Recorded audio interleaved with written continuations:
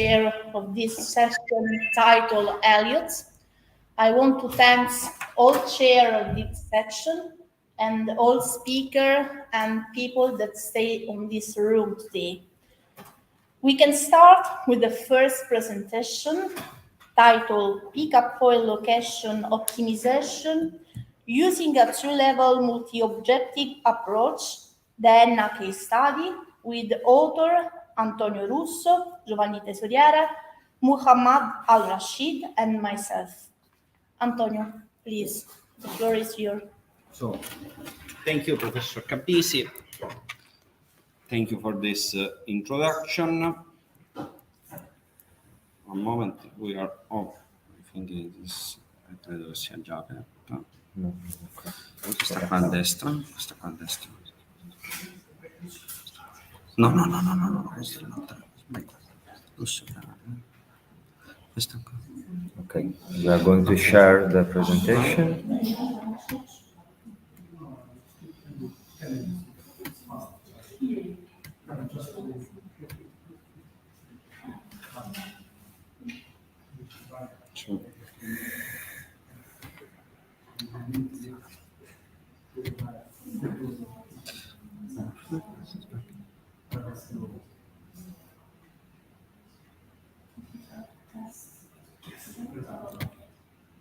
So,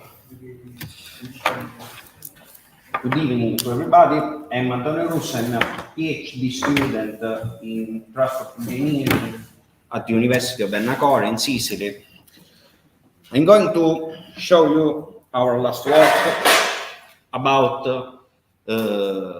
pickup point system analysis. As we said, two level, because we in the analysis of a pickup point network, we want to know both demand and supply system. On the other side, multi-objective, because there are several indicators and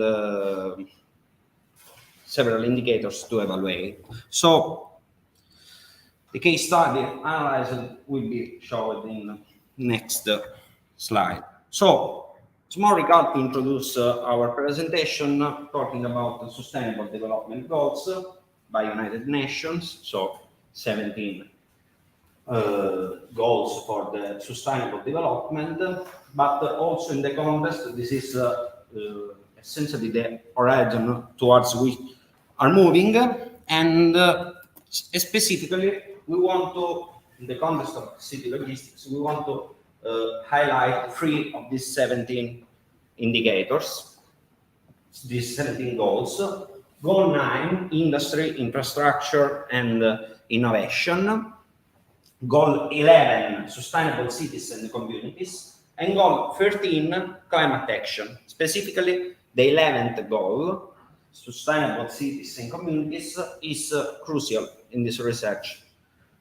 Because when we talk about pickup points and when we talk about e-commerce, and more specifically when we talk about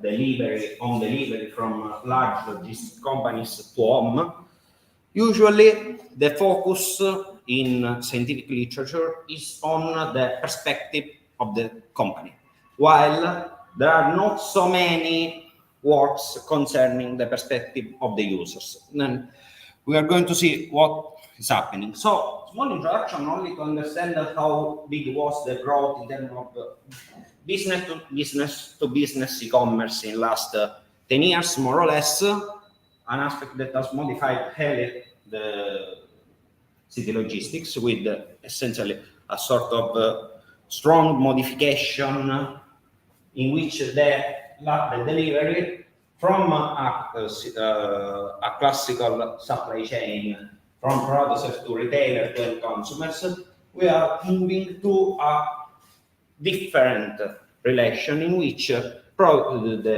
producers, the end consumers are directly joined. So this impacted in many ways, but essentially 2 aspects. The first is the fragmentation of deliveries. So while we are moving from a situation in which large quantities are sent in a relatively small number of trips to a situation with small quantities with a large number of trips. Even single parcels require a trip, with consequently impact in all the classic negative externalities of city logistics. So pollution, emission of dioxides, and accidents, obviously.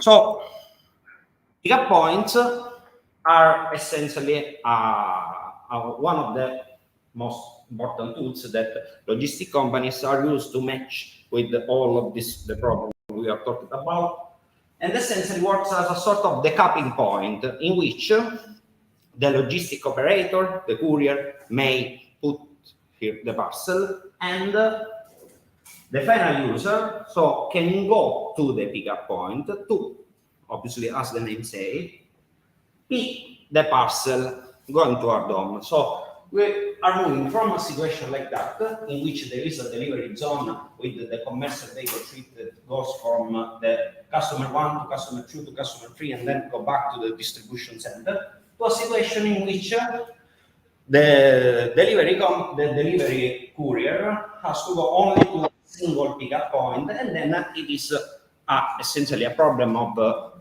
mobility in terms of house purchase reason. So, but also, even pickup points show several problems that has been highlighted in recent literature.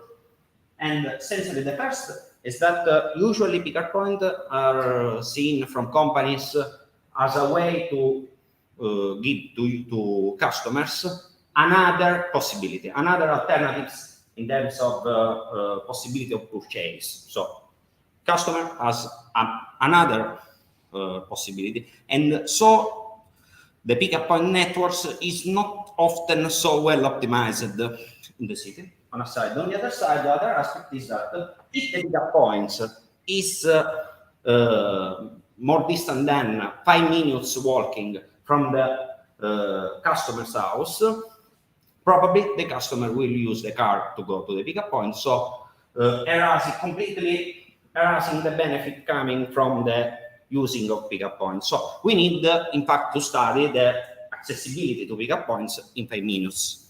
And essentially, for this methodology, we wanted to show 3 more or less category of indicators. The first is the classic one used for the studies related to demand, is the share of population resident in the 5 minutes isochrony.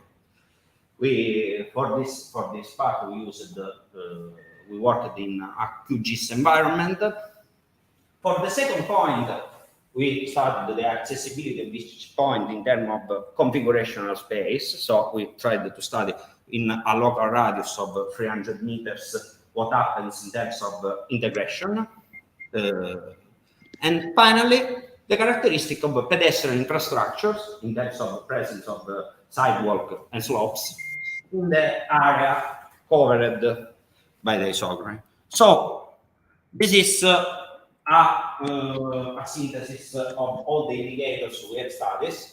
The first and second are the population and the normalized angular integration. So only a small specification. Angular integration, normalized angular integration is a measure that comes from a space index, and you may be very useful to understand on small or even big. In this case, we are considering only small scale the potential of a space, of a segment in the graph as a destination. On the other side, all the measures are essentially discrete, connected to the presence of a sidewalk in acceptable condition, and the second one are related to the slopes in the area. So this is the set of indicators used, explained with the relationship used in this case.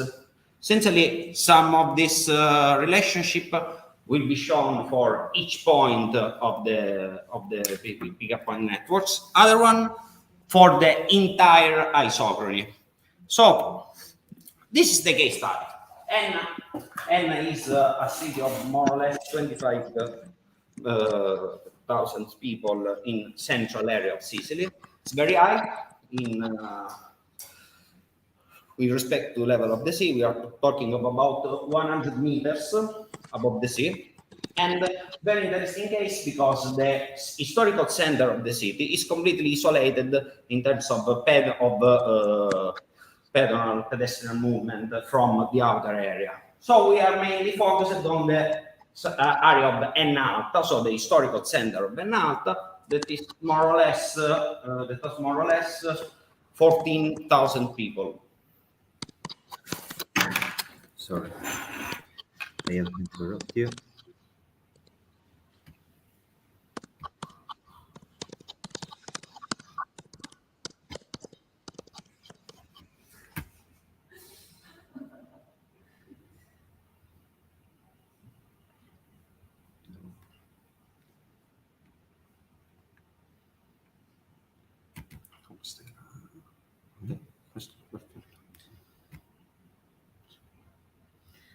So more or less 14,000 people in a very specific geographic context on a plane above 1,000 meters. This is the characteristics of the network.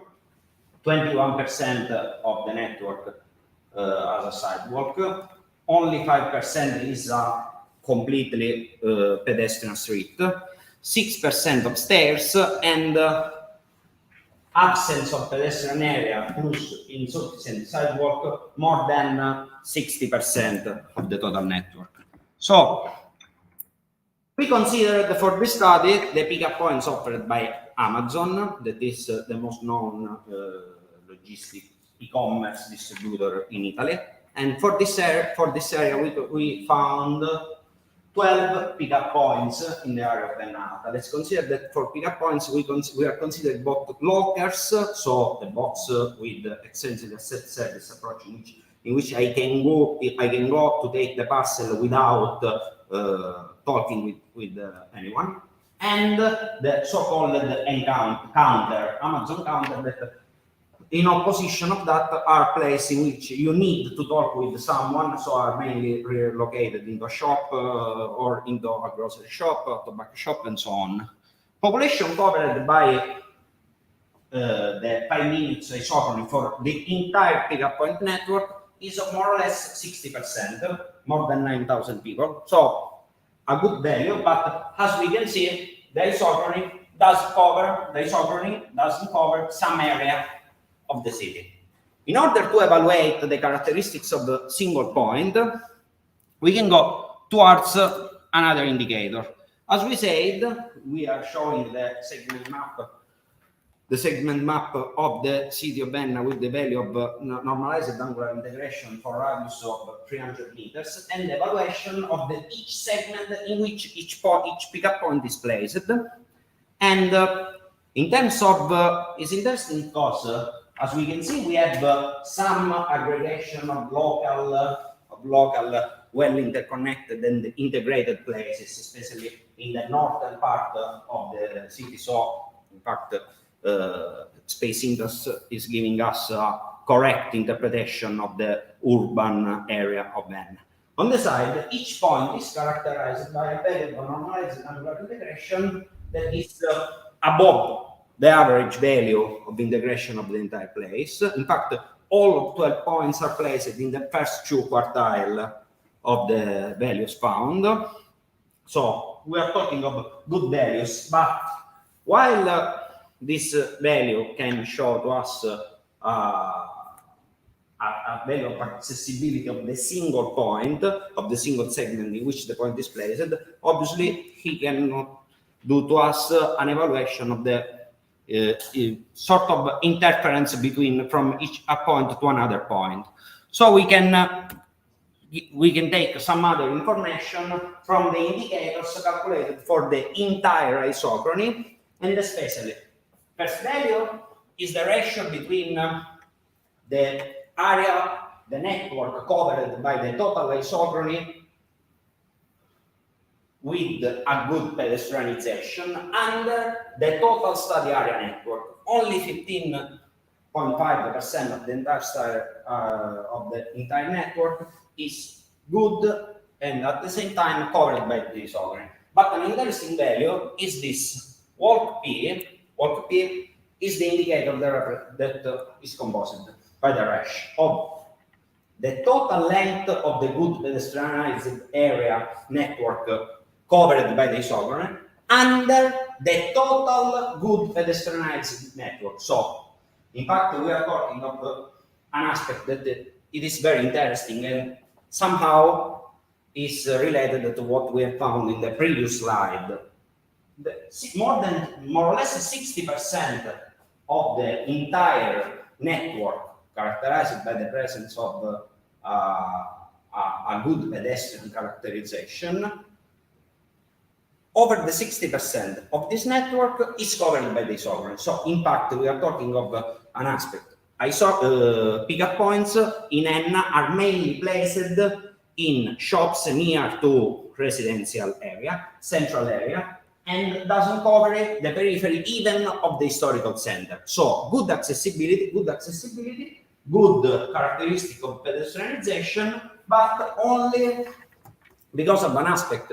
Because of they are all placed near each one to us, each one to others, very central in city. So this is a summary of what we have said. Despite the good coverage of the overall coverage in terms of population, users may not be encouraged to use the points, even if they reside within the theoretical 5 minutes pedestrian zone. So, in fact, the 5 minutes pedestrian has to be matched with the characteristic of road infrastructure. Some conclusion and future developments. First thing, even with a good coverage of population, pickup point networks is not optimized. It's not optimized. It is only mainly oriented to give to people an alternative. But on the other side, we have some interesting future developments that we can do. For example, analysis in terms of demand towards resident population of this area. How much in reality do you use pickup points? How much this service in a reality like that is really used on a side? On the other side, the possibility to enlarge this evaluation to other area even bigger, and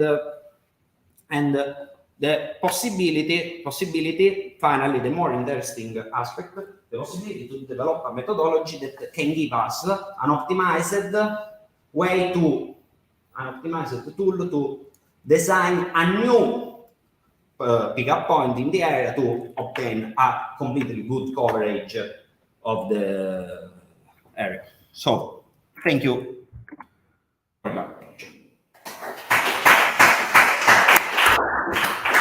Thank you, Antonio, for your presentation. Thank you also to share something about our small town where I live and also both work. This research is the first step, is one step of a possible future research that includes different approach, isochrones, space syntax, and other, in order to understand better the developments of a logistic approach and also the logistic problems in terms of users and also supply. Now, any question? I want to ask about this implementation for the future. If you have to insert some indicator about age of population in different census area, like the section of census, and if you to insert like social parameters on this target that you consider. Okay. Good, thank you. Good question, because we consider it as demand parameter in this preliminary stage only the total resident population, because it's the most important, and it is taken from the census data of ISTAT, the census entry of Italy. But On the same time, your position may be very interesting because in several other developments, we will be sure that we will consider that essentially we want to focus on two parts of population. On a side, the students that may have some particular issues in terms of mobility because they maybe don't have the possibility to drive and they can only take the bus or maybe something similar. And probably on the other side, an interesting aspect may be to study more elder people, because the people that may have some problem of mobility, there is the possibility to match a sustainable last mile logistics in terms of e-commerce with a perspective that is oriented towards more endangered category of people. So surely we will work about that both in terms of age and gender and social status. Yes. Thank you. And in this field, it could be very interesting for elder people or other age of like gender or types of population classes to maybe understand what attractors can attract this. So maybe in elder people, maybe go to the church and maybe can use the contact point. I don't know, maybe it's just a suggestion, but thank you very much for this work. Thank you for your interesting question. I want to add to, just like said Antonio, that ENNA is divided in two main parts. On the peak of the mountain with the historical city center, where we are working on this concept related to different characterization, population of residents, habitants. For the other, on the south part, on the lower part, with the expansion residential area where was located the university city campus, and we want to understand better if social, economical, behavioral aspects and the main attractor points or not can include in our next step of research. Thank you very much. We have another question. Okay. Would it also be helpful to maybe include asking like residents how much, what would it take for admission to rather use a pickup point than having the luxury of getting a delivery to your home? I mean, maybe then you can find out how much percentage of the population you really need to cover instead of try and cover as much as possible. Because if you find out 80% of people would still not want to use a pickup point, even if it is 5 minutes away, and see, like, adding to it, especially looking at age groups, that what people say when they would be able to use a pickup point, maybe that could add to just seeing how much coverage you're able to get or strive to get. There are many variables that cover this problem. If you look at different group of citizens or students and other, it's better to understand more variables that will be included in this B-level approach. We want to work step by step in order to encourage more research on different multidisciplinary approach in order to understand better our small town and in order to understand the difference between or among our small or medium or metropolitan areas. Because changing the context is necessary to change also some weight of these variables, for example.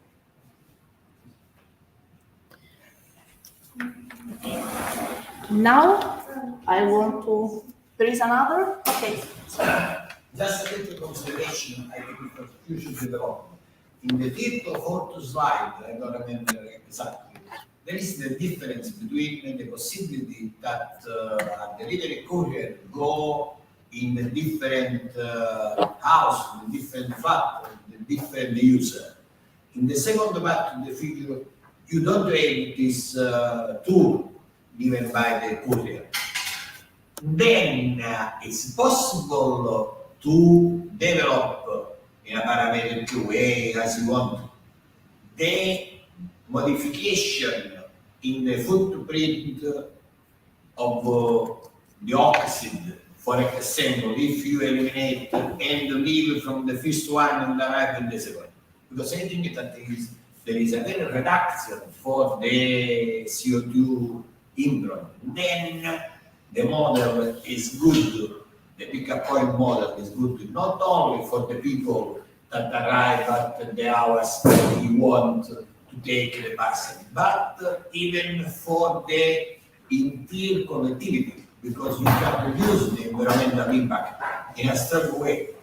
You think that it's possible to evolve in a parametric way for this consideration? Yes, I think it is possible. It is possible. But usually, in general, in this case, we have to distinguish the trips generated by the need to go to the pickup points from a side to the trip that probably there will be even in other cases, so only on a sort of length of the trip. Because, as we said, if the isochrony, if the people lives usually in an area more distant than 5 minutes from the pickup points, probably they will go with the car. So probably all of the positive benefits from this will arise. Yes, I can add also that it's a good suggestion in order to implement something about more sustainable logistics, last mile logistics. And we can introduce more or less impact, not only in terms of walkability, but also relating to the general means of sustainable reducing, for example, the impact, the pollutants emissions. Any other question?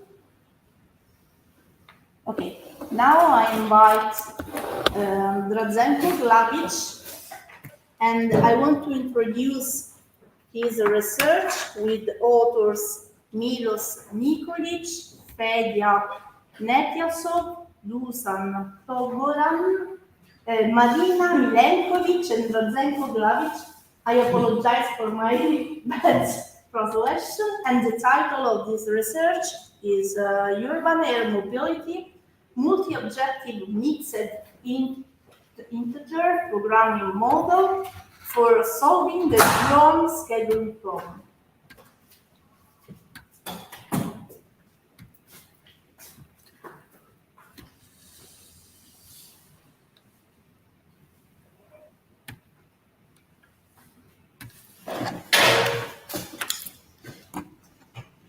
That was it easier for me.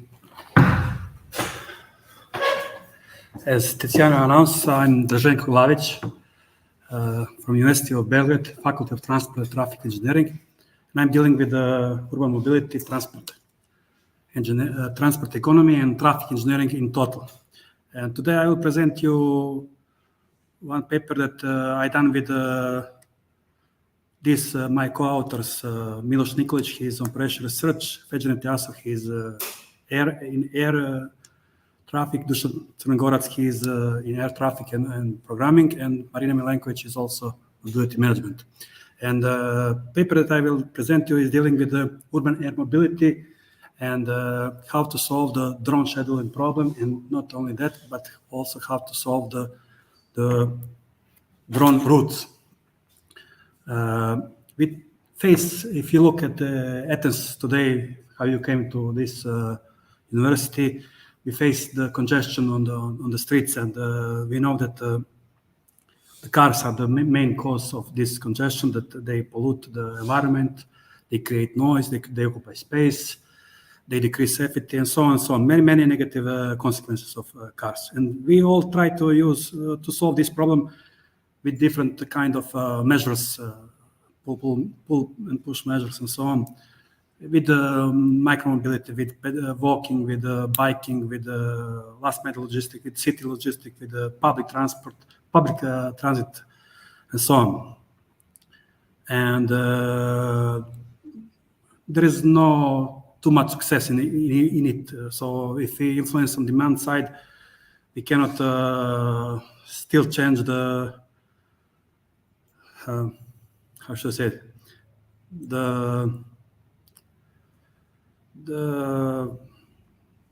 users to switch to more sustainable mode of transportation.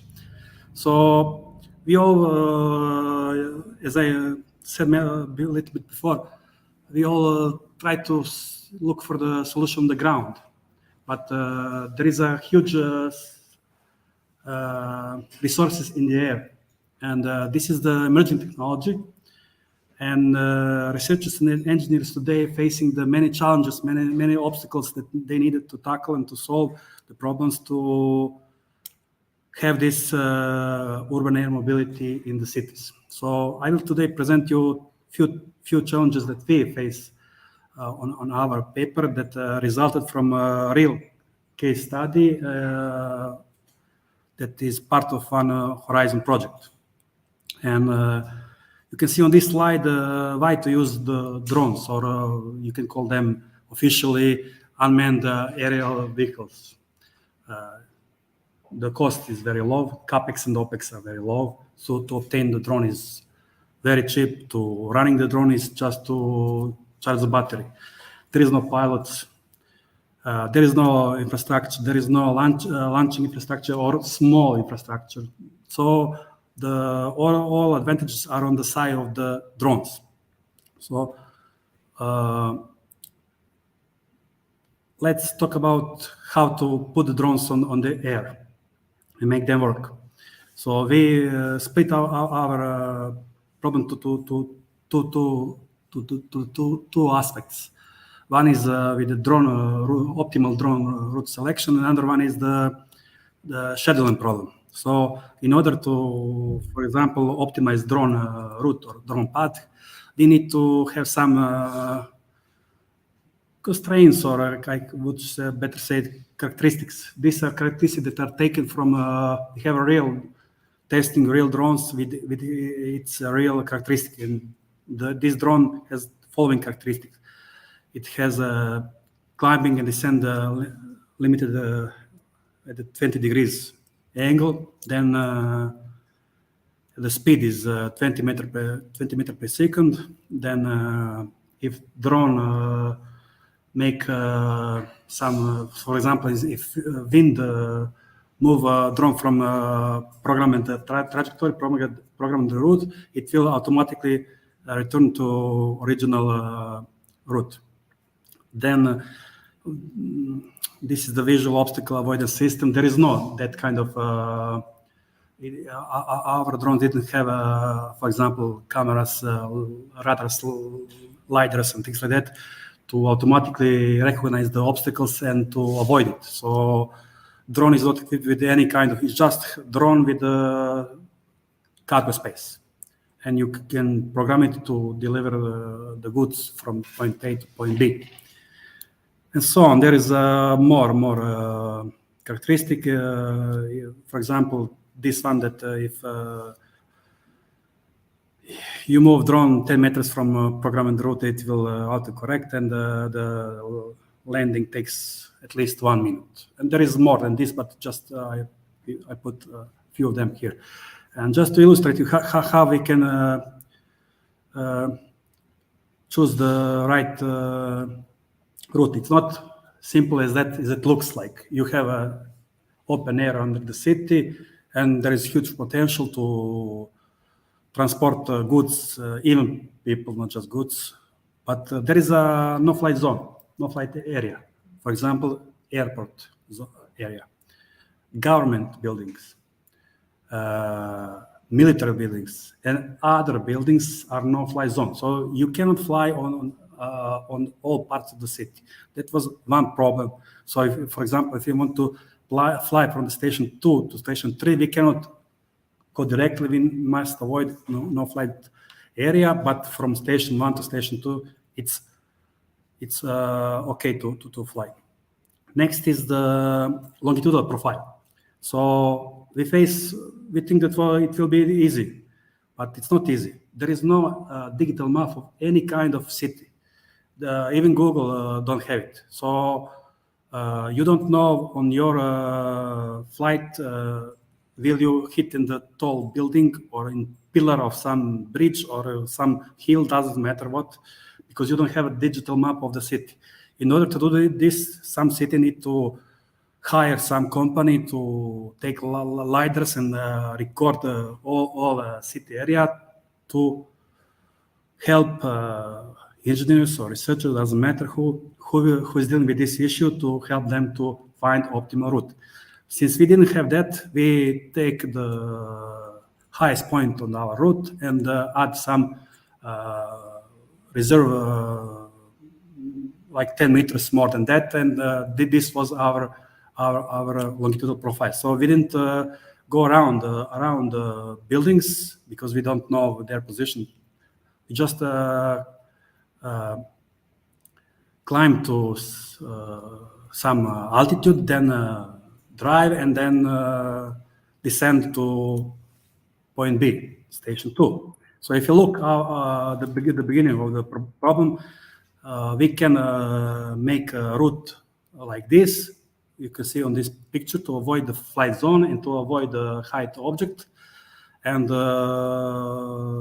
it's enough for a drone to enter only the GPS coordinates of these points where the flight route is changed to make a drone fly.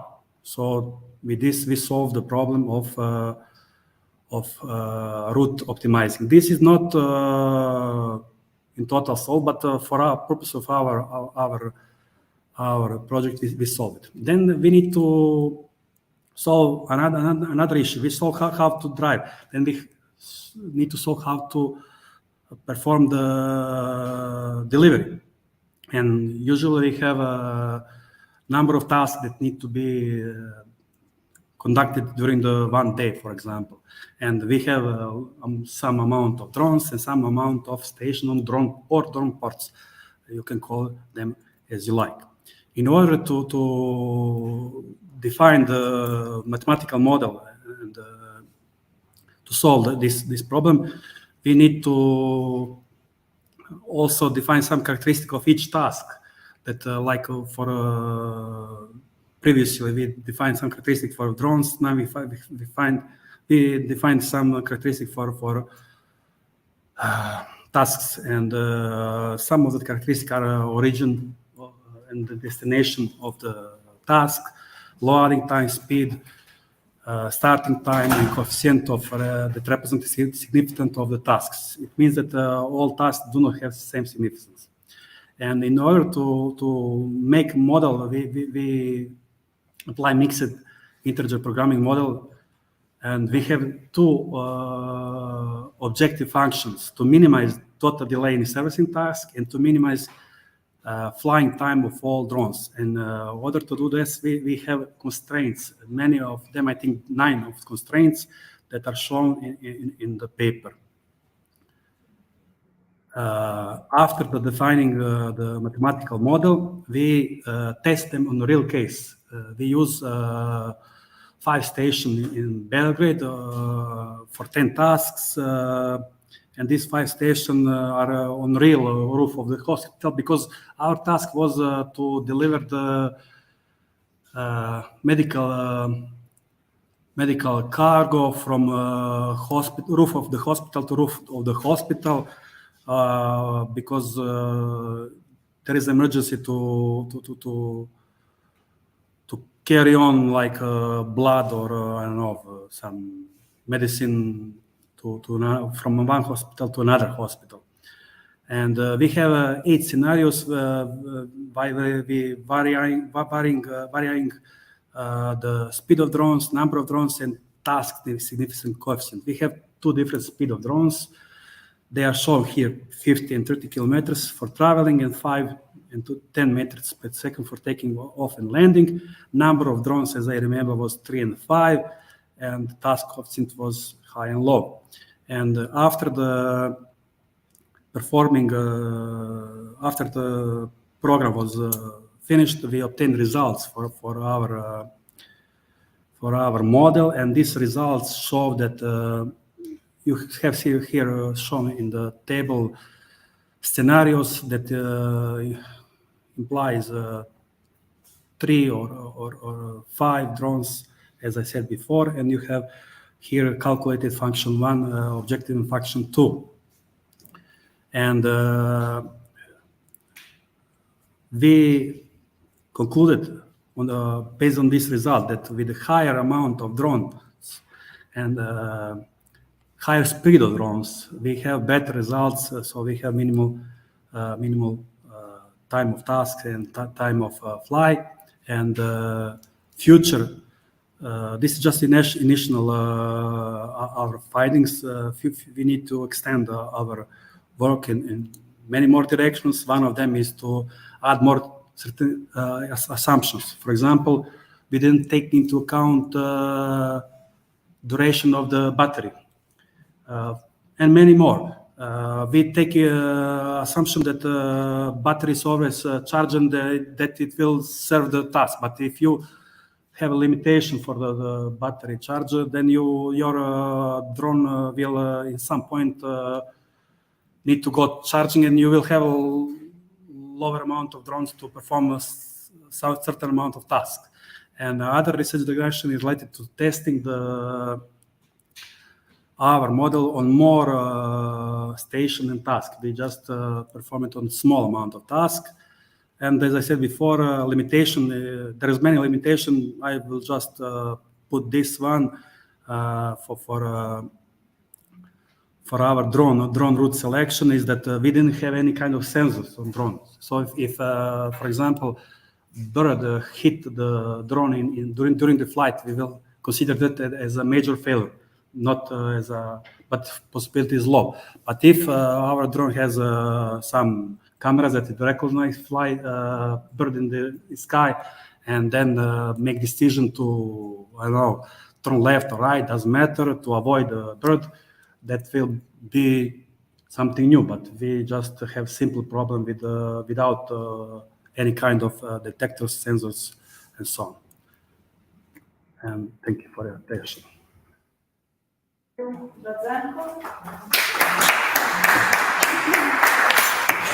Thank you for your research, your presentation on drones.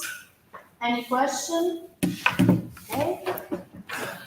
Just one curiosity and one question. The curiosity regarding the second slide that you present, where you talk about the possibility that the drone is unpiloted.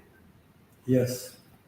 But how arrive at this station with the GSM or the GPS?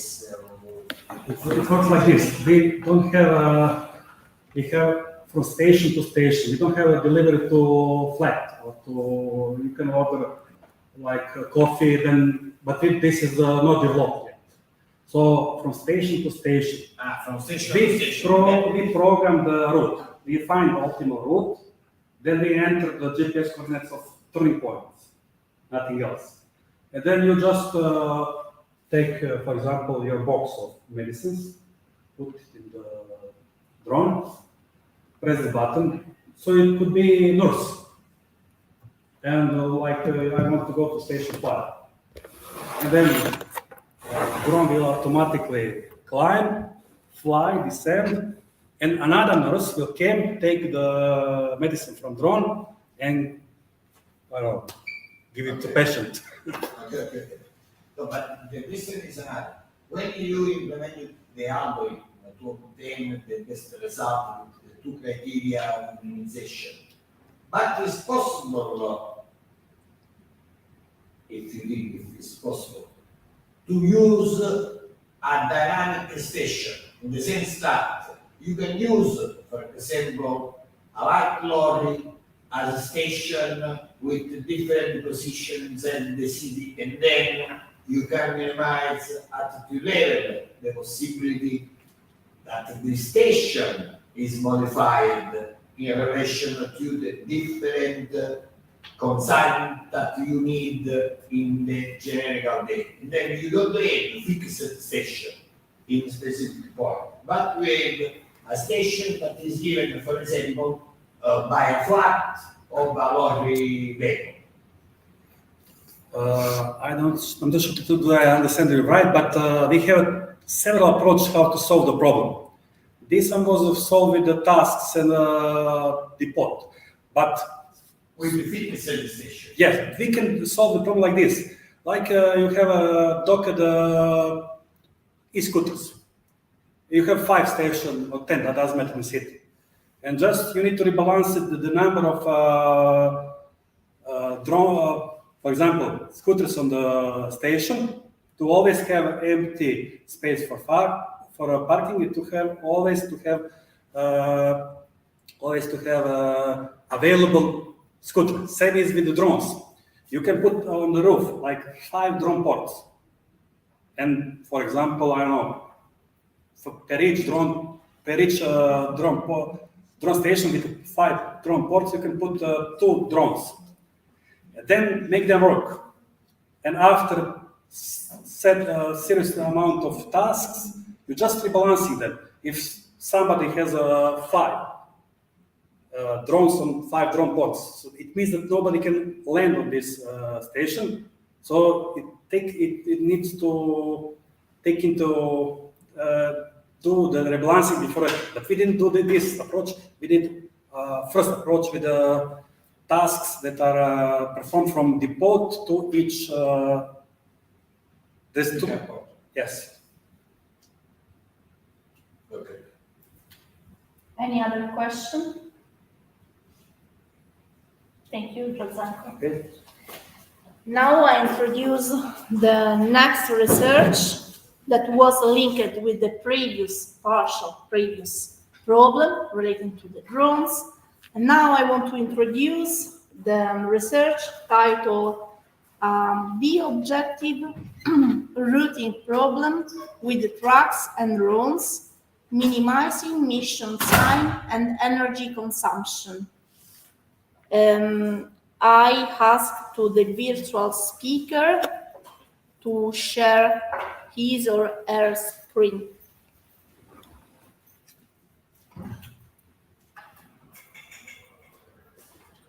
Hello, do you have it? I've shared already.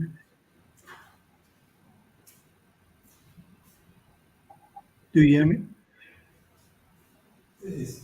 Yes, we can hear you. Do you have the screen? I've shared it Yes, we already. can see your screen. If you could set it in full view mode, presentation mode. Is it fine? Okay. Okay. Is it fine? Okay. Okay. Okay, very good. So I start. Hello, everyone. Thanks for this opportunity. My name is Madi Moini from the École Nationale Supérieure en Informatique in Paris. I did this work in cooperation with some German colleagues at the University of Kaiserslautern. The presentation is entitled The Bi-Objective Routing Problem with Trucks and Drones, with the objective of minimizing mission time and energy consumption. So after a short introduction, I will present the problem that we were dealt with, and then I will present briefly the algorithm that we used for solving the problem. And afterwards, I will present some the results of computational experiments, and I will finish by some concluding remarks. So, as my previous previous presenter talked about, in the current state of the logistics, we have some problems, in particular with the increasing number of population in the urban areas and rising popularity of e-commerce, booming the online shopping. We have a large number of delivery services required. I mean that the people, they order some stuff online and they would like to have the delivery at home or at their working place. So that makes some problems, in particular traffic jams and air pollution and some other issues. And all of this, they make the last mile logistics inefficient. To solve this problem, there were many ideas, for example, using better engines, using electric cars, or also there were some ideas using new technologies, for example, autonomous drones or autonomous robots, and integrating these technologies into the last mile logistics to get benefits from these technologies.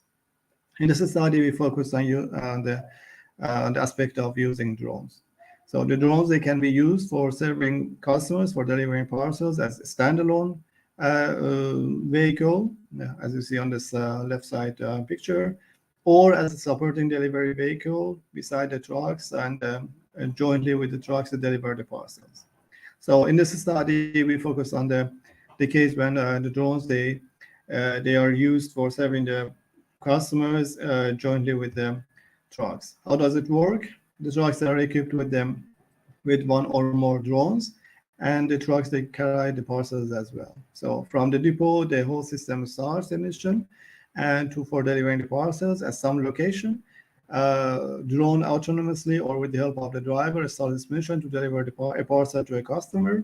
Meanwhile, the truck continues its own way to deliver parcels to some other customers. And when the mission of the drone is finished, I mean that the delivery is done, it flies back and lands on the truck at some other location. And at this time, its mission, or let's call sortie, is done, finished.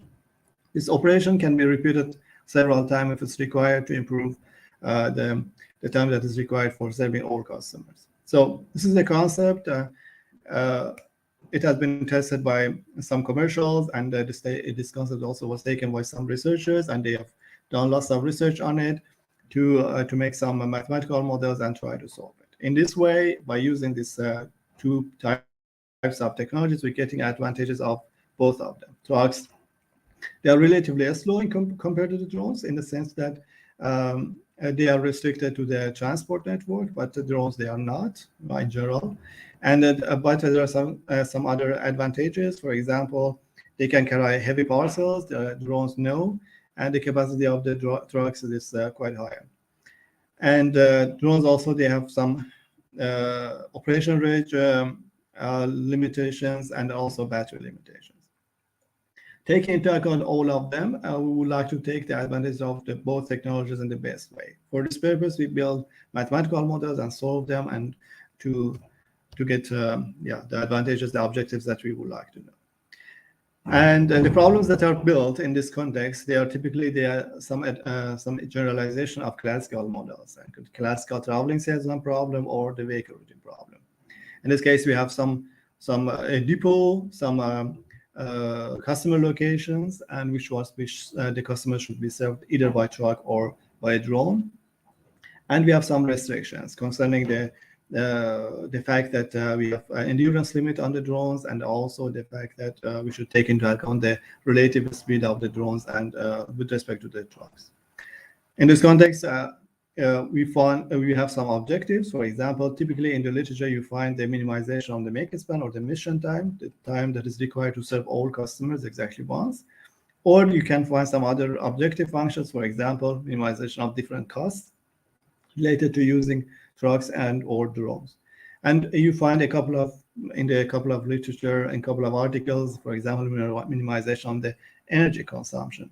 Is there how much the energy is consumed by each type of the vehicle, truck or drone. And in this study, we started both of them, minimization of the make span and minimization of the energy consumption. And also we considered both of them simultaneously as a by-objective optimization problem to study in deeper to investigate what are the effects of both types of the objective functions. So I'm not going to present the mathematical model. You can find it in the article. So we don't have so much time either for the presentation. But this type of problems, they can be solved by typical standard solvers, but they are quite difficult to be solved. You can use the standard solvers for solving just small instances. To solve larger instances, that's our interest of the research. We need to rely on some well-designed algorithms, either but typically heuristics or meta-heuristics. In this study, we focus on simulating annealing meta-heuristic, which is inspired from metallurgy. You know it, and it uses two main concepts: the metropolis criterion to have the opportunity to do some hill climbing moves, and also using a parameter which is called temperature. And this parameter it's initiated by initialized by some high value, and its value is decreased gradually. So metropolis criterion, what's that? And then we have some points, some solution, And with this, using this criterion, we give some opportunity to the algorithm to accept some worse quality solutions, with the hope that we will get by subsequently some better solutions than the current solution. So this is a sketch of the generic basic simulated annealing algorithm. We start from a solution, we generate some new solutions. If the new solution is in the neighborhood of the current solution. If the new solution is better, we accept it. If it's not, then we check it with the metropolis criterion to see if we accept this worse solution or not. If we accept it, then we repeat the procedure. And also, depending on the procedure that we have accepted, we update it depending in general, and not concerning this accepting worse quality solution or not. We update the value of the temperature. These operations, they are repeated until the moment that we arrive to some stopping criteria. That might be time limit or a limit on the number of iterations and so on. So this is the basic simulated annealing, but we adjusted to use to solve it adjusted to use to solve our vehicle routing problem with drones.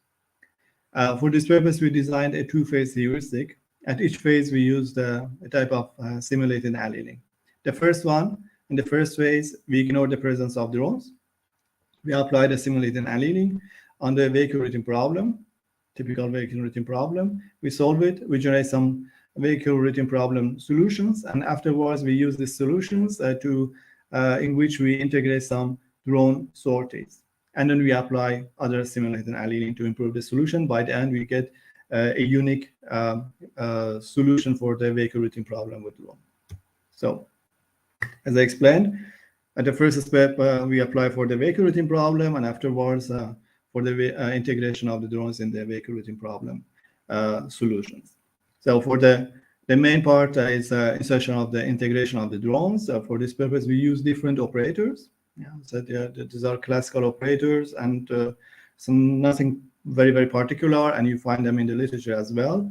We have different types of integrations, insertion of the drones, the random location we select randomly some locations to insert, or we decide the locations depending on some criteria. So once we have the algorithm, we tested it on some benchmark instances that you find in the literature, and they have been used by many researchers. We selected two types of test instances.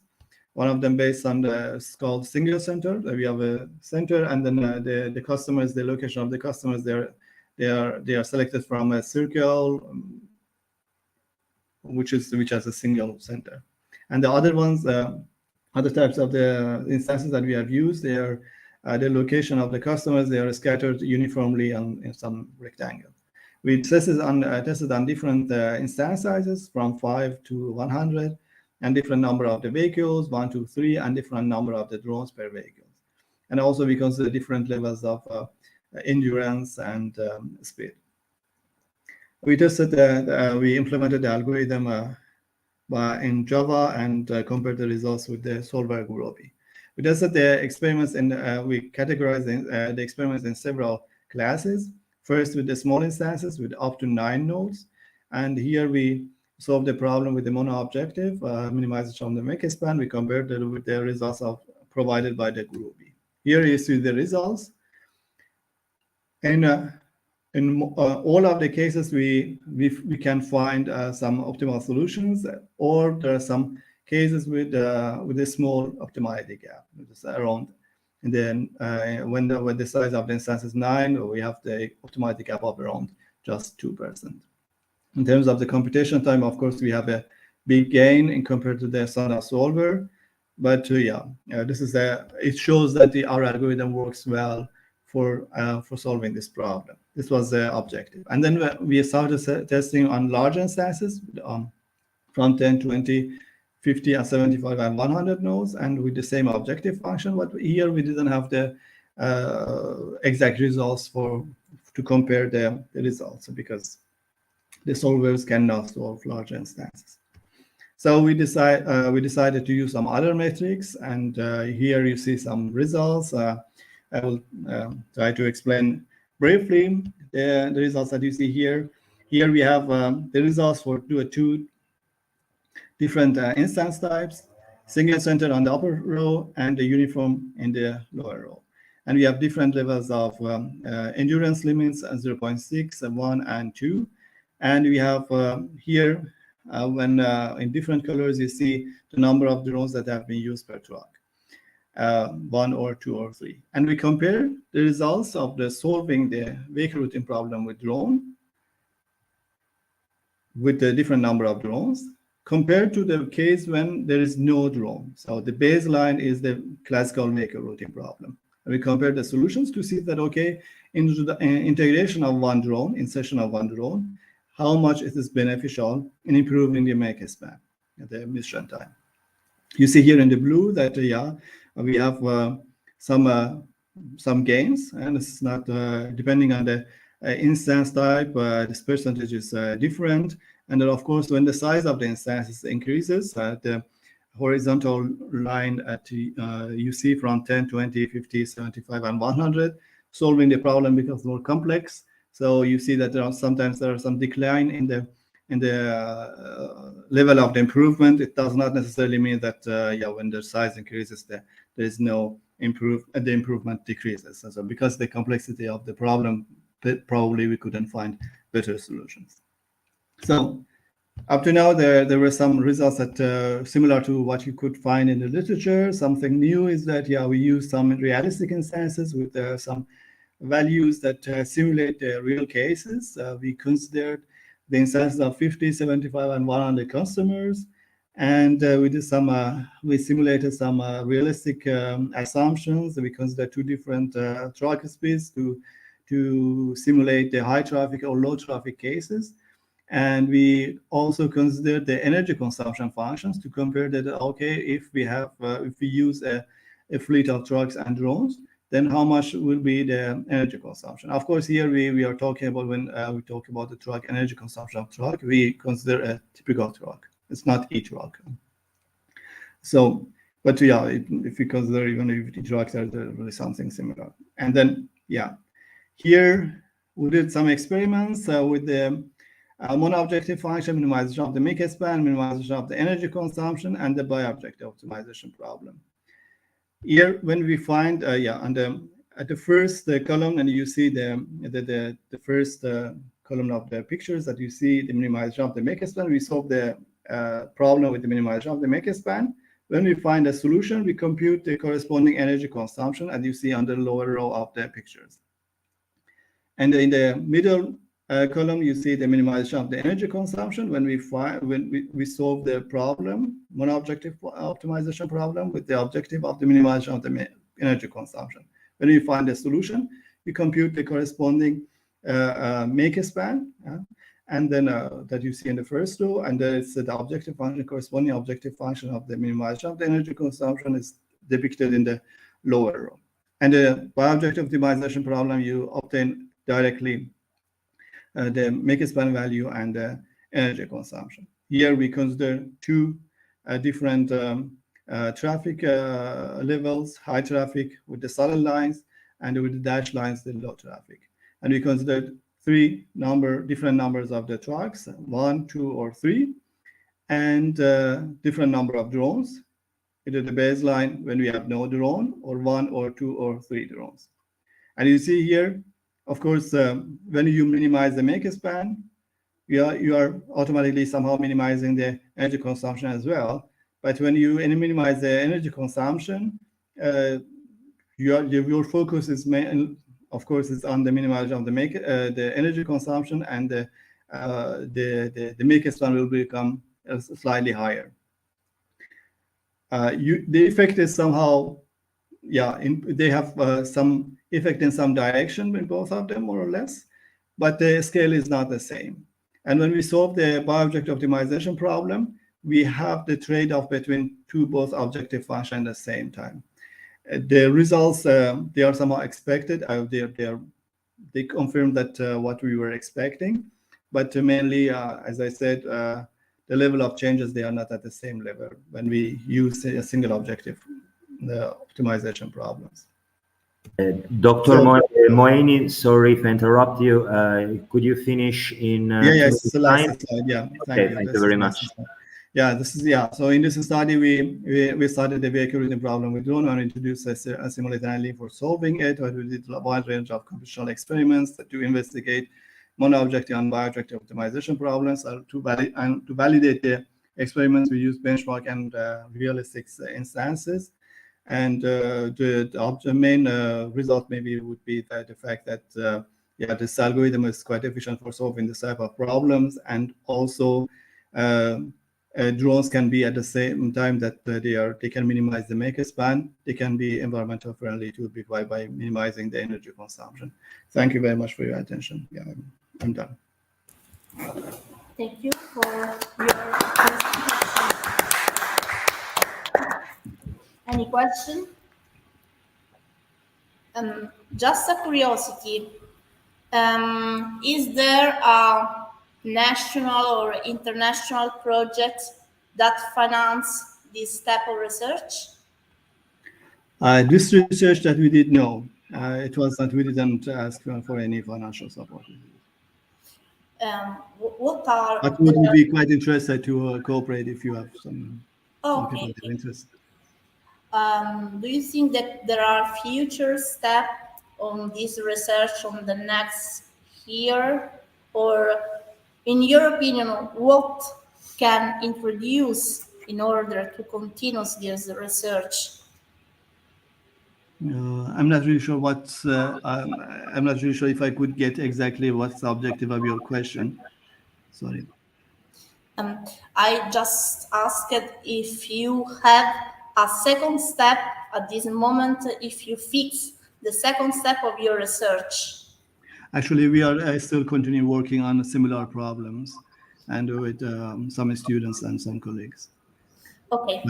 But we didn't yet apply for any financial support, just some internal support, financial support that we received from the research labs. Okay. Many thanks for your Thank you. For your presentation. Thank you very much. Now I invite Corrado Lindone in order to present his research titled Freight Distribution in Urban Area, Estimating the Impact of Commercial Vehicle on Traffic Congestion.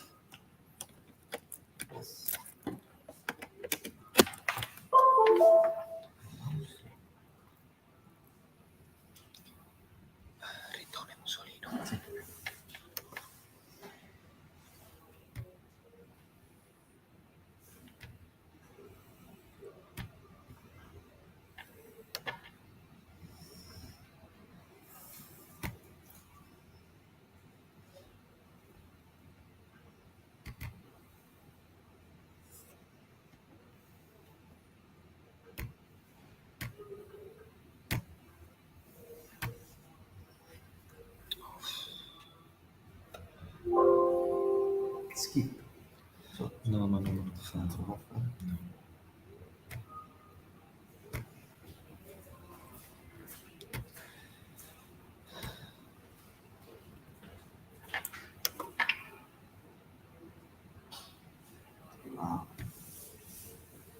Capito. C'è il mouse. No.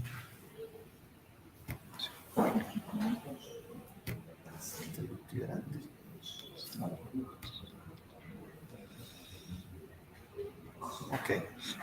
Can you hear us? Okay. Good evening. I am Corrado Lindone from University of Reggio Calabria. This work is realized in collaboration with Professor Giuseppe Musolino from the same university. And the issue is related to the wide problem of freight distribution in urban area. But in this case, we try to study the incidents to measure, to offer another set of measures to evaluate the incidence of urban freight vehicles at urban level.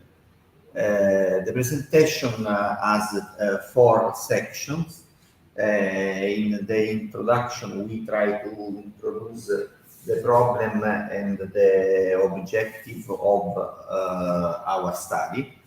In the second is dedicated to the methodology used for measure these incidents and applied in the third section for a specific case study.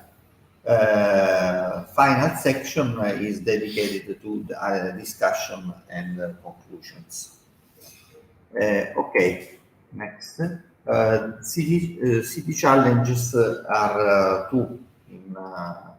There are generally impact due to urban people mobility and impact related to urban freight mobility. For the first class, generally we consider the transit planning and in recent years the possibility to implement the mobility as a service paradigm.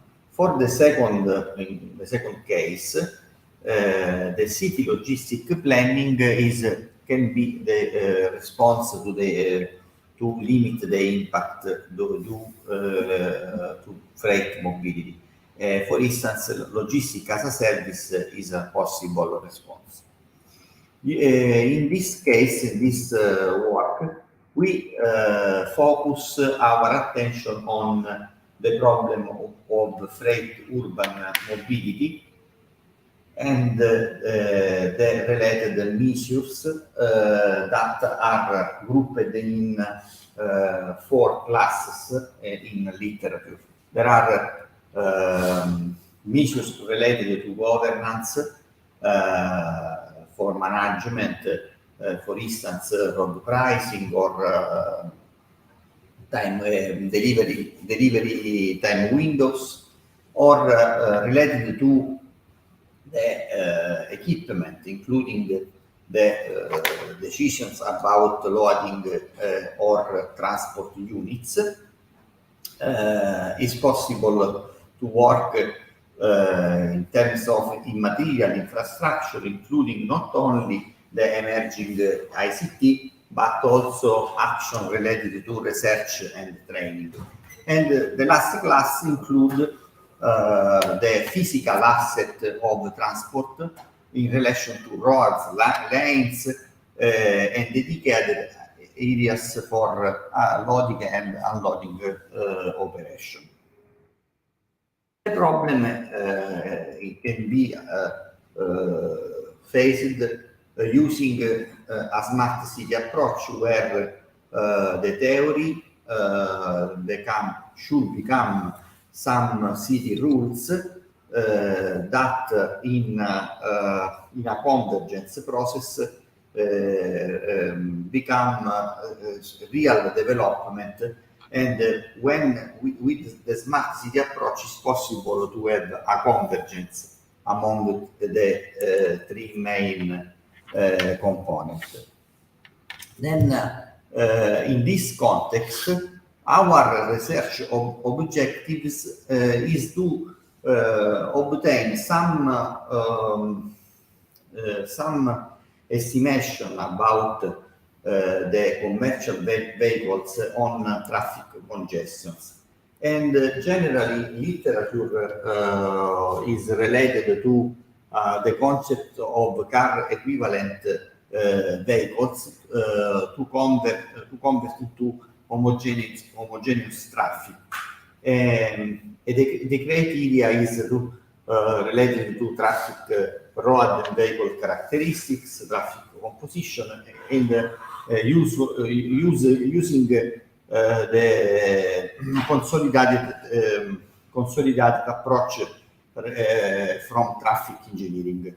In this case, we try to propose a new method in order to consider not only the problem of the congestion in a road infrastructure in the movement of vehicles, but the congestion generated to the freight delivery operation in terms of freight load capacity. Then we try to estimate the capacity from the car equivalent vehicles, starting from the consolidated methods from high capacity manual to a new commercial equivalent vehicles that analyze capacity and congestions in a portion of an urban road network. For this reason, we start to identify the different classes of vehicles, the vehicles related to passenger vehicles that are indicated and classified in 4 classes, and the freight vehicles classified in relation to the capacity unit of the vehicles in terms of weight, of capacity of the vehicles, and measured in terms of the weight that can be transported. There are, in this case, 5 classes, and with an increase of weight capacity. Then it's possible to measure, for instance, the incidence of road freight vehicles in relation to the a part of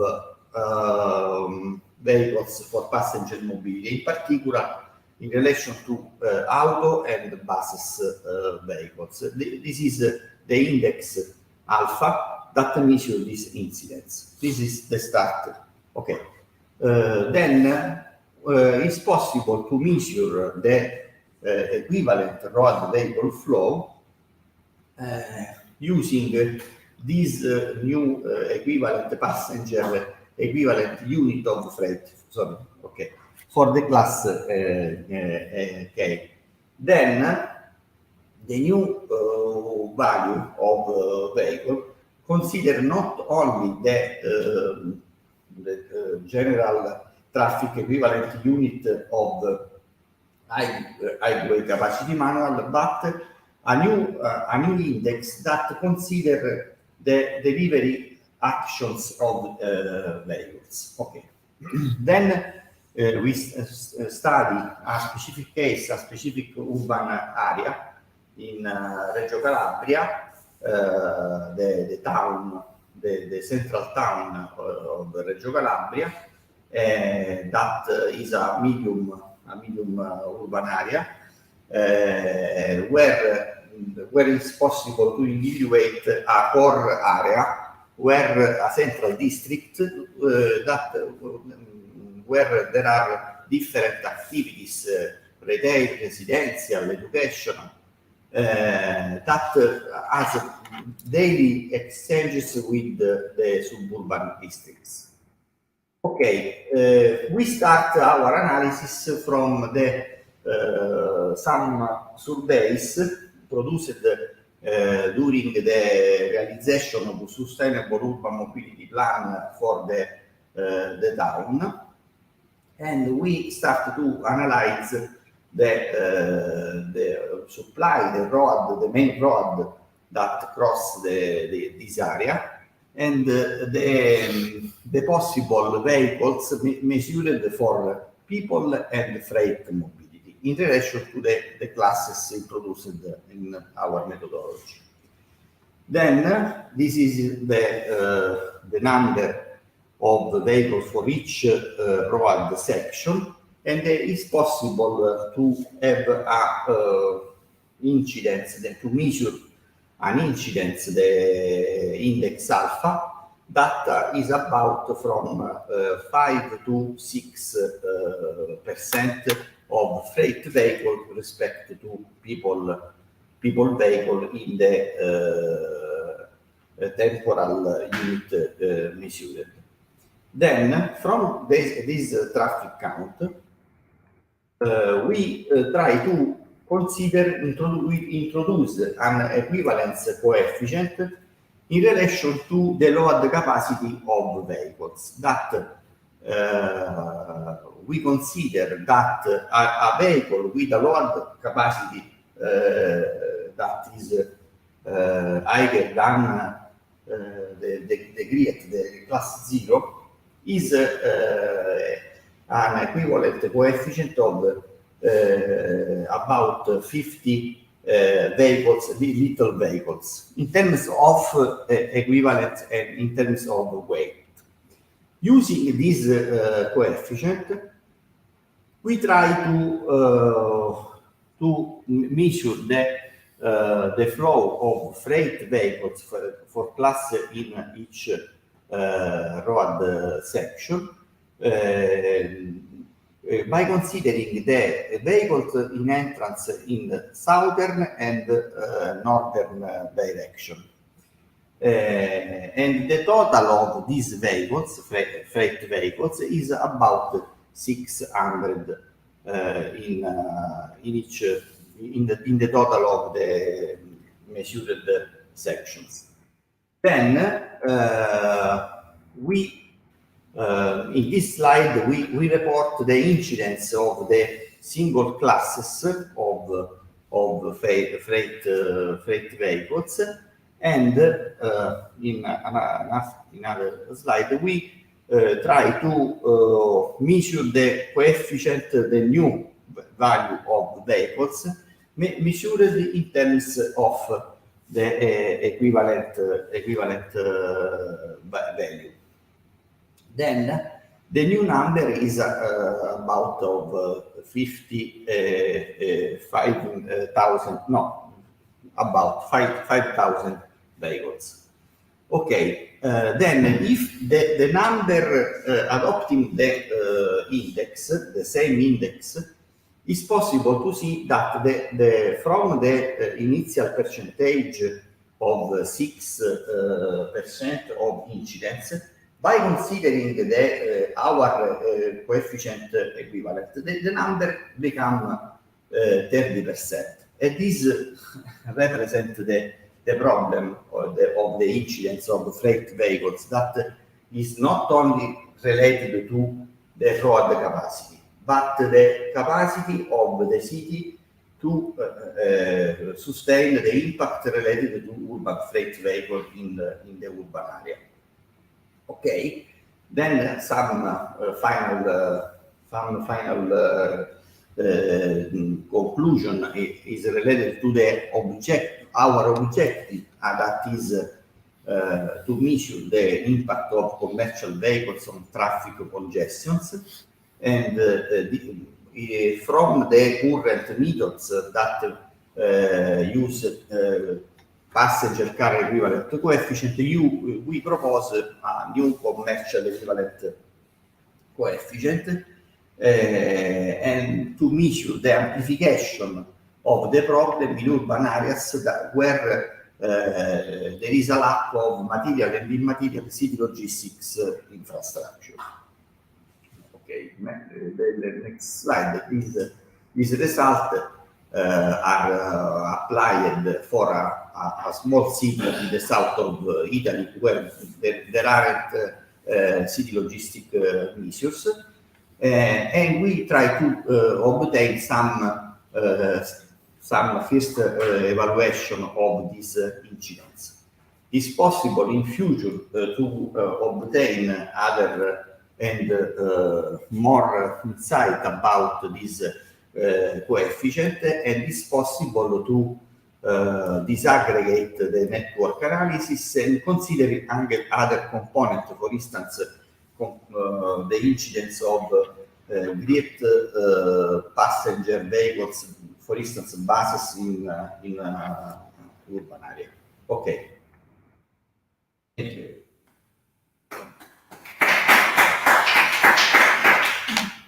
Corrado, thank you for your research, for your presentation. Any question? I think just for future development, considering the different presentation of this morning, the first one relative to the pickup point, and the second deals with the drones, and considering the very easy results that you obtain in terms of strong capacity, strong environmental impact, and so on, probably at parametric level or in another way, you can check the differences if you use a bit parametrically. Pick a point and then to arrive with this different vehicle in some point, and then you can end the pick up point by means of walk or by means of drones and so on. Because I think that if there is a ramification of our session today, is the very problem to arrive at the single house, at the single residence, at the single work job, at the single place. Then I think that there is a very important questions today that emerge in the different representation that we have, the full presentation that we have. I think that the common sound in this problem is how you can reduce the environmental impact, the social impact in terms of safety, the economic impact in terms of cost for gasoline and so on. But I think that there is a just comparison between the two paper, the three paper, the first one with the point and then walking, the second with the dip by means of drugs. With this one, then I think that there is a future development. I think that there is a common question related to urban planning and the optimal use of resources. But because if the same vehicle is not used in an optimal way, there are problems in congestion. There are and then quantitative with the quantitative results. What happens if the regional I substitute? Yes. This specification, Yes. this fuel, this EV. Introducing the pickup point and first hypothesis, second hypothesis, if we use drone. As the other. Or if you what use is the environmental yes. qualification that we need? Yes, In is a correct. way. In a parametric way, yes. It's clear, Yes. not in specific in fact. with a specification. In fact. In a parametric way, what is the results? This is, I think that can be very interesting. This is possible. About the different work. I think Yes. that we can develop this type of intersection of mixture of implementation with the different research and different problems. Okay. I want to add only a small sentences in accordance with Professor Russo. Do you consider that is or will be possible to consider equivalence indicators related in the future, considering, for example, free wheel vehicle or e-scooter or something that will be used like logistic and last mile delivery? Yes, in fact, not at this step. Yeah. But the problem that we study in this work, we consider a equivalent coefficient with a little car, for instance, a Panda. Yeah. But it's possible to consider in terms of capacity the other means of transport. It's possible. Because I think that is very interesting for us to combine the developments of technologies and also the different vehicles that we can use in order to reach environmental aspects and also to solve something about congestion. But I think that mass and loss as a common problem that is related to the use of capacity of single vehicle in a convenient way. Yeah, I totally agree. Yeah. Any other question? I have a small question. You mentioned the high capacity manual, depends on the edition. But as I remember, there was several tables inside that determine maximum power current in function of something like percent of commercial vehicles, grade of the road, and per each category of vehicle. And you said that you make yours some kind of new values of Hessenkalit for them. Did you compare it to Karika Hessenkalit values? Is it lower, higher? For example, middle part. At this moment, we consider the operation, the delivery operation of the a general vehicle, a freight vehicle. And we consider that by considering the weight, the capacity in terms of weight, we consider, we assume that the equivalent of delivery operation in relation to the weight. Then a weight vehicle is equivalent to a number of delivery operations that are optimized and realized with the issues that operate with a routing or a drone with that the problem is to compare a model where the grid vehicle arrive inside the center of the city, with a model where it's possible to have. For example, one truck of that size on that road condition is equivalent for 5 cars, for example. Yes. Or 5 delivery vehicles, doesn't matter. Or 10 motorcycles. Yes. For motorcycles alone. And but did you compare this value, 5 with your values, or think that will be interesting to compare? Yes. Your with that. This is a first work to cause this problem of equivalence that is not only due to the road capacity. I understand the your problem point of view, is, but okay. you can compare the values. Okay. Thank you. Any other question? Now we can conclude this section of today with the final presentation titled "The Role of City Logistics in Pursuing." No, sorry. The title is correct. Okay.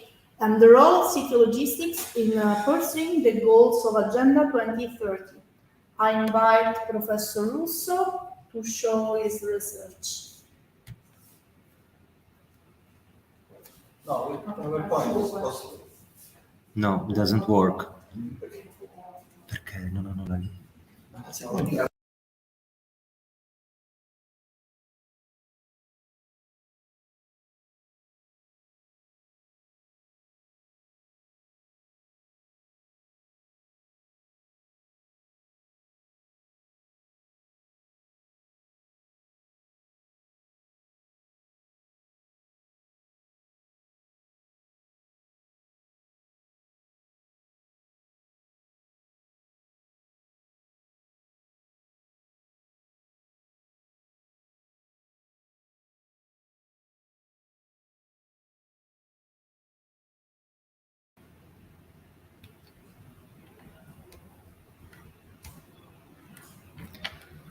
Scusi. Perfetto. Ok. Vabbè, la faccio vedere. Okay. It's very long time, very long day, but we can cut some part and arrive directly at the specification of our work, because our work start from the discussion that presented, that discussed in the previous presentation, with the problem that generate the urban freight transport, pollutant, greenhouse gas emission, congestion, road accident, from one side. But from another side, we have the constant increasing of freight transport in the urban context because increase the human activities inside the urban area.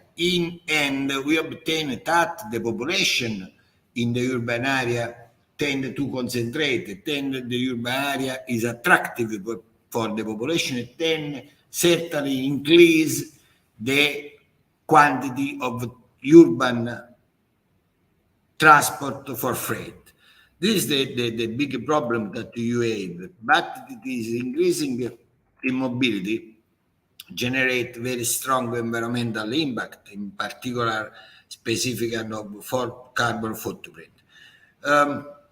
You have that all the algorithms, all the models that we use in the literature, that we develop in the literature, regarding the component of cost optimization, and now in the last years, the most advanced telematic application. The problem is now derived from the very strong component that we have as the logistic in the original Brundtland report, and then in the original specification for the sustainable development, the old specification for sustainable development. In more and more literature at today is used this classical specification, the classical specification of sustainable development, but just in terms of Brundtland report. That have some specification just for the environmental protection by means of the results of the Kyoto conference. Now we want to go inside one question, one demand. And the first demand is, can the Organization for Urban Freight Traffic to contribute to pursuing all the goals of Agenda 2030, a specific with white objectives? This is the problem. In this context, I skipped the different consideration, and I recall that we have the first two group of the 17 goals, 1, 2nd, and 3rd, that are the vital needs, and then we can compact just in one goals, the big goals.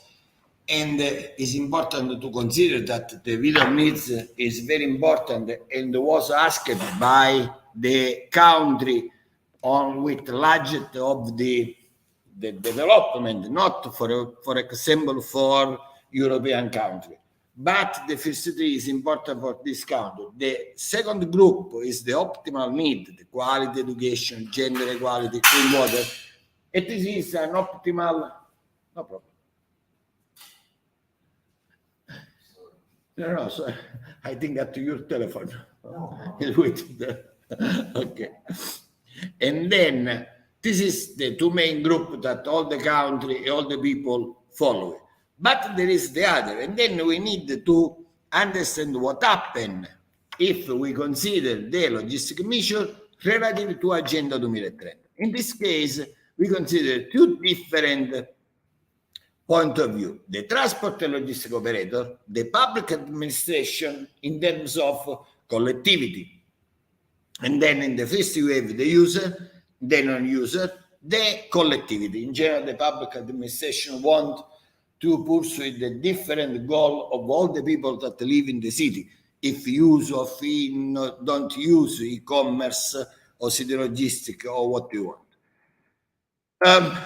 We consider the model inside the transport system model, and specifically inside the general equation, the general six equation of the transport system theory in the first and in the second version. Then the result of the TSM can consider it the input for the other type of models. Then we consider model if can be simulated by means of TSM. Just this group of model, just this group that say inside the transportation system theory.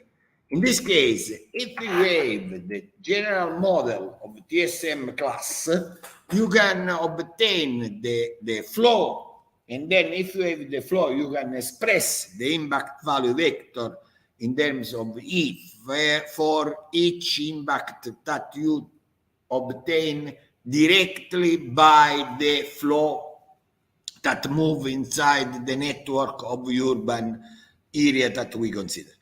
As you know, you can modify, and then you can modify from flow in the arc, that is the F in our equation, in the matrix product of delta. Delta is the matrix link path times the level of path flow. That is the result that we have from the assignment model in the different contexts, standalone, static, or dynamic. Lambda is the parameter that we obtain from different calibration for the different consideration that we have, for example, for greenhouse gas, carbon freight, or different particular, and so on. The problem is how calculate the social and economic impact, but social economic impact can be evaluated directly or indirectly by means of TSM equation. Then, this is the results of our consideration about the general literature that we have at disposal. 3 different classes of goal can be considered. The first class is the direct impact, the second of indirect, the third of conditioned. What is the different class of impact that we can consider? We can start by direct impact. The direct impact is the one for which we have the indicators defined by United Nations, and the TSM model with its output is directly the result that asks United Nations for the indicator of goals. In this case, for the goal number 3 and the goal number 11, if you consider the final indicator that asks United Nations, you have the result directly by TSM model. For example, if you consider the goal 3, you have the mortality rate attributed to household and ambient air pollution. That is directly the result that you have from TSM. The other one is the 11 goals, where you have the particulate matter, that is the second level specific for the city. Conditioned impact. The conditioned impact is very interesting because are a result that you obtain by TSM equation, but that the decision is not directly solved by public administration of the city. What is the case? You have, for example, the 7, the 13, and the 17. Consider what happened for the 7. For the 7, you have affordable and clean energy. The indicator is renewable energy share in the total of energy consumption. It's evident that you can ask that, for example, the different lorry that make the delivery in the city will be electric. But if you don't have the industrial system that produce this type of engine, this type of different energy car, different energy lorry, and so on, you can't use. Then the public administration can ask for this result. But if industry don't produce this type of vehicle, it's impossible to introduce.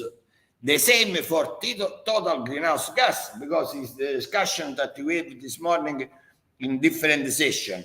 Because if you consider tank to wheels, or if you consider wheels to wheels, or if you consider life cycle assessment, you have different level of greenhouse, and this different level can be modified if the industrial structure modify the production of car, of green car, of green lorry, and so on. Similar discussion, for example, for the statistical capacity indicator, because you have many countries that don't have this result in terms of carbon footprint.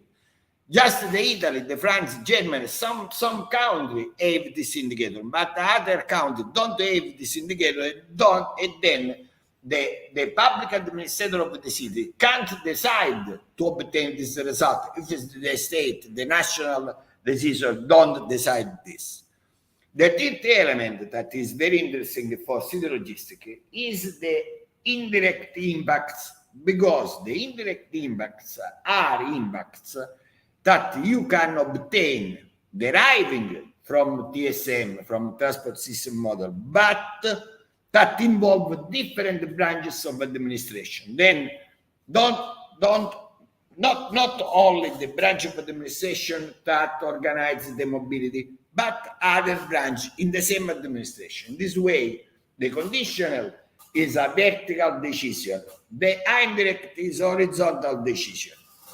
In the horizontal decision, you have quality of education. In this case, for example, the very important indicator is the 441 with the introduction of ICT. Again, if the public school introduces the ICT, the university, the secondary level, the first level, you have this result, but you don't have by means of just the decision maker in the mobility. For gender equality, it's the same. If you introduce specification from the other public decision maker, but at the horizontal level, the third for decent work and economic growth, again, is the social decision maker in the public administration.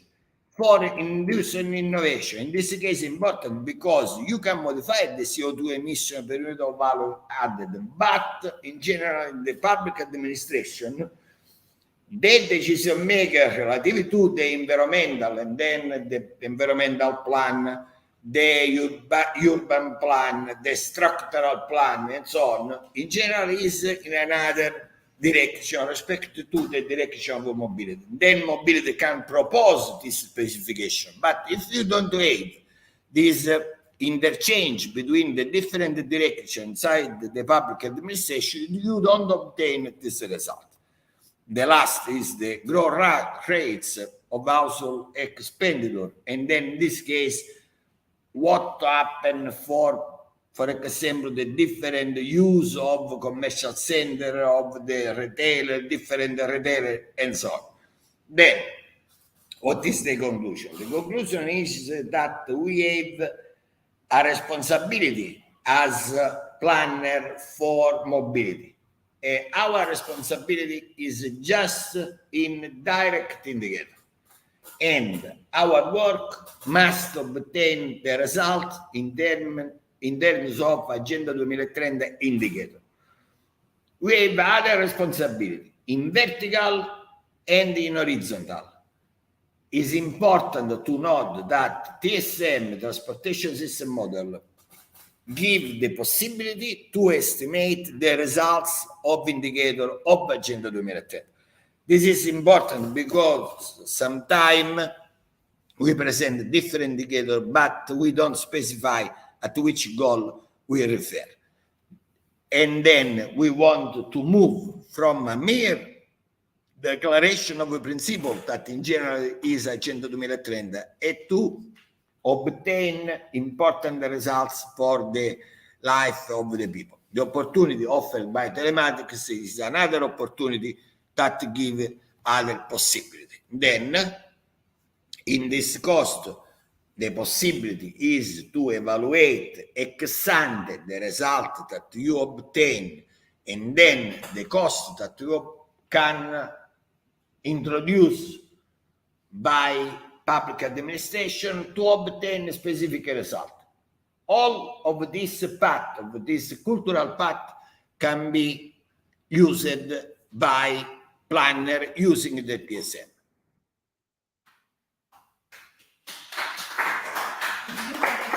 Also for your presentation, very interesting presentation that could and can be applied like in the first level of our potential strategies and potential action like researches, and also for worker expertise on this field. Any question? Where is the social dinner?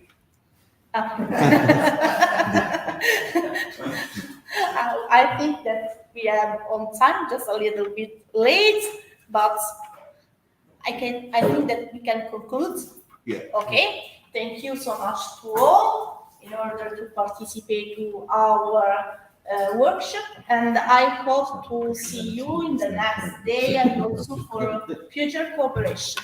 Have a nice day. Bye. Thank you. Thank you all. Thank you. Bye bye. Bye. Bye. Alle 8:30. Sì, beh,